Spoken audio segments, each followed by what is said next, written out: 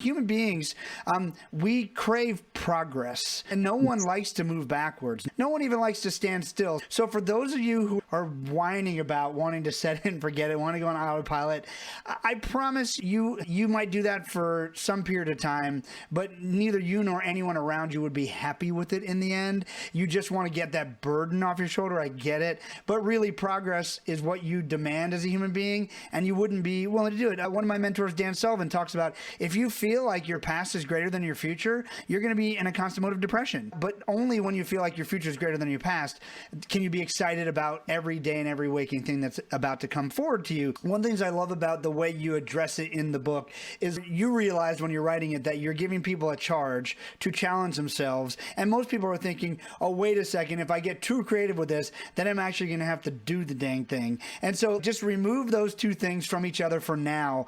Dream big, be as creative as you can, and have fun with it, because there are always, again, as Dan Sullivan says, there's always who's that can help you with that. You don't need to know how. You can get a who to help you with that, and we'll figure that out. So dig that. 100%, Nick. Yeah, and I will just say, tying it back to the creativity and business conversation, tip, we should separate our coming up with big ideas from our discussion of how we're going to implement and pay for them. Those should be two separate meetings. Don't even have those discussed at the same meeting.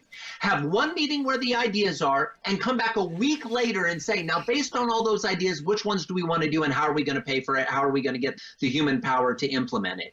What happens is we put these governors or these limiters on our ability to actually dream big when we say, oh, but there's no way we could afford that. There's no way we could get the team behind that idea. And what happens is most businesses have all the great ideas they need walking around within their organization. They don't need anything else other than to unleash the talent that they already have on the payroll to dream bigger, to think bigger, to try things differently.